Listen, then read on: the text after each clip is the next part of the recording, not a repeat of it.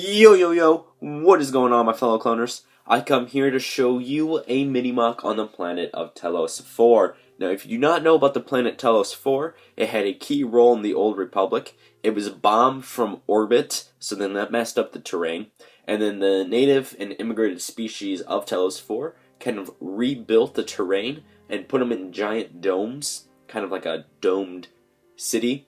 But each dome had a different type of terrain, or like a community of domes had different terrains, and these domes were called restoration zones. Here I show the Imperial running kind of like a restoration zone, and they have an Imperial highway going right down the middle.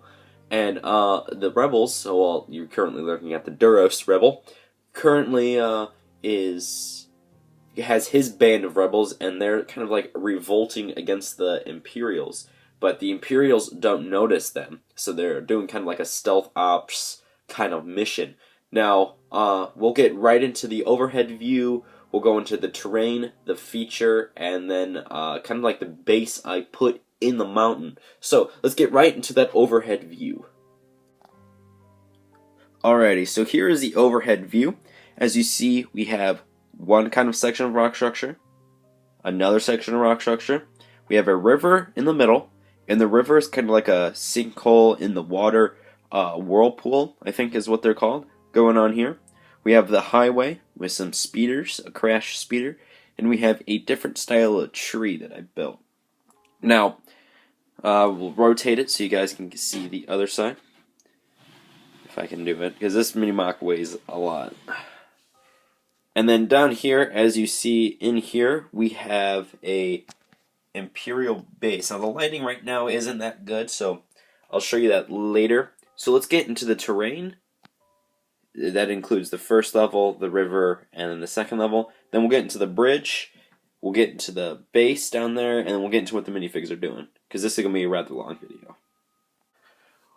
Alrighty, so we're starting here on the lowest level. Now I did spice up the terrain a little bit, but not as much as I kind of like planned, but I still think it turned out good. So I used some new parts I got in recent Bricklink order. It is olive green 1x2s, as you see here, and I have olive green patches spread about. Also, a little thing different I did in the terrain, I did patches of cheese slopes, and just like random cheese slopes. We have like olive green, dark brown. Here we have a patch of dark green. If we rotate it, we have olive green and the FELUCIA battleback pieces, or what they are called plant stems. I have those on, I think, every olive green patch except the one underneath the bridge because it couldn't fit. Over here we have more cheese slopes and patches. You see we have a dark brown patch right there. We have an olive green and another dark brown. So let's get into the river, because we have to make this video, because it's going to be a long video. So the river is a little different from what I normally do. It looks black right now. It is trans blue. I normally like to do light trans blue, but I currently am on a low quantity level of light trans blue. That will be changing. So as you see, we do underneath the river, the water is dark tan, to kind of get that wet sand look. And then as we continue down, we get to this kind of feature here, if you like to say. And like I said before, it's like a whirlpool. I think that's what they're called. So we have kind of like an opening of water in here. And then in there we have light trans blue, showing like the froth and the sea foam is like stirring up. We have the white showing for rushing water. And then just light trans blue all the way around. And then we have the Duros there hanging over it. Alright, so for this rock structure on the back here, it's very basic rock structure, just using 75 slopes, some inverts, some 1x2x3 inverts, and it goes all the way out. Here I did manage to put one of the 2x4 plates, like slopes, 2x4 slopes in there, kind of, because I like doing that in rock structures. So up here we have a sand green patch with some sand green cheese slopes, and then just I scattered around some stem grass here, just around to make it look kind of dense as if they've never been to this spot before. Another not dark orange, another olive green patch. If we go underneath the bridge here, if I have to grip it just right, we see we have another dark, it is dark, but another olive green patch. Sorry, olive green is a new color to me. I haven't had a lot of olive green 1x2s, so I will be calling it a lot of dark green in my upcoming videos. The base color, and if you don't know what I mean by base color, it is the color of terrain on the very bottom. As you see, is a green, just a classic old green. And that's just to get the foliage of the restoration zones. Now this tree here, if I move my stand, I went for a different approach. Normally I just do these 2x2 cylindrical bricks all the way through, but this time I decided to do a brick built trunk. And I think it turned out decent. There are a few things I would like to change up about it. Kind of like the transition here from 2x2s to like the actual bricks to the cylindrical bricks I would change. But it's just a very basic trunk, kind of like a thick trunk. And then we go to the top, and I have the classic kind of do that I do. If you know what I don't, okay. So we have dark green, normal green in the 4x3s. 6x5s are dark green, and then on top I have some bright green or light green, the new green 6x5s. So let's get right into the bridge. Alright, so let me get into the story real quick on why this is happening. So the band of rebels here, so the Duros right here, the rebel, and the other human rebel, are planning an attack. So they just bombed this speeder here, this swoop speeder bike, with the stormtrooper going down the highway, and that got the attention of these two stormtroopers. So now they are zipping down the highway here, and the rebels are using that because they're all going that way. They're using that to go this way, to go to their base, to infiltrate the base, to take the base, and use it for themselves. Now is it going to work? No, they're going to die, but we're not supposed to know that. So if we look here on the bridge, we see that we have the dead stormtrooper here with some blood, as if the explosion got to him and then caught the engine on fire. If we move here, it's going to be blurry for a second.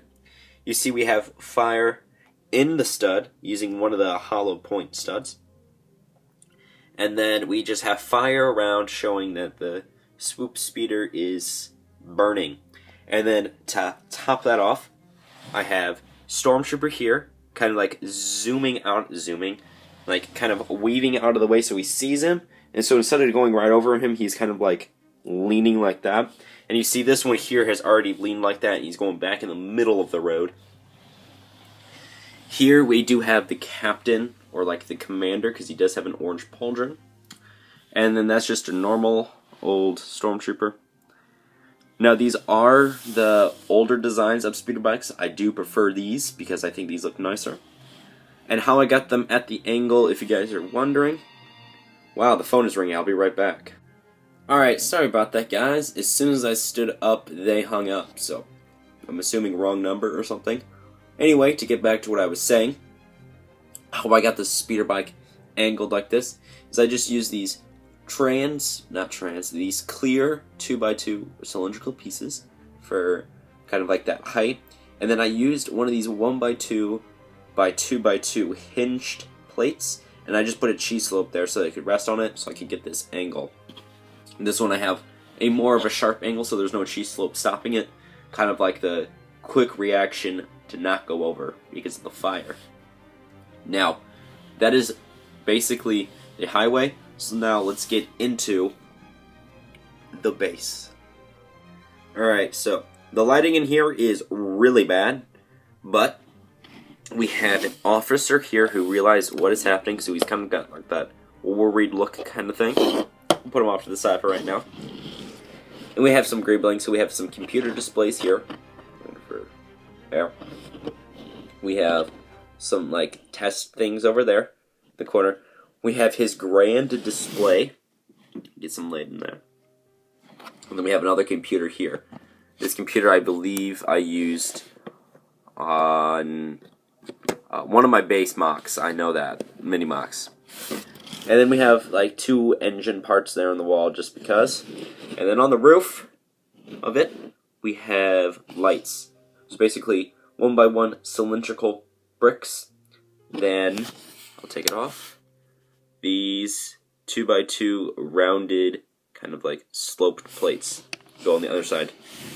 I'll fix that up, show you it one more time, and then we'll get into the overhead and the outro, okay, because this is a rather long video.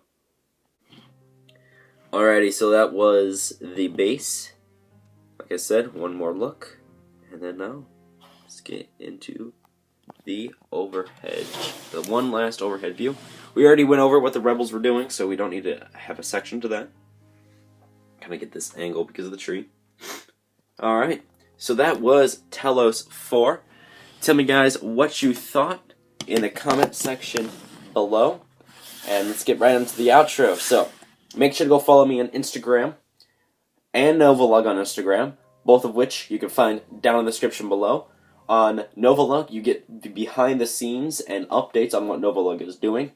On mine, you get kind of like hauls, daily pictures, kind of like questions. I've been recently doing that thing that's going around on the stories, where it's like, just kind of like a Q&A, somewhat like that in the stories. I've been posting on the stories a lot more. So just, it's a lot of fun on my YouTube channel, on my YouTube channel. Yeah, so make sure you hit that subscribe button if you are new. Other than that, that is it. I hope you guys enjoyed Telos IV, and I want you to have yourselves a very nice day. And this is Clone Production Studios, signing off. Peace out, everybody.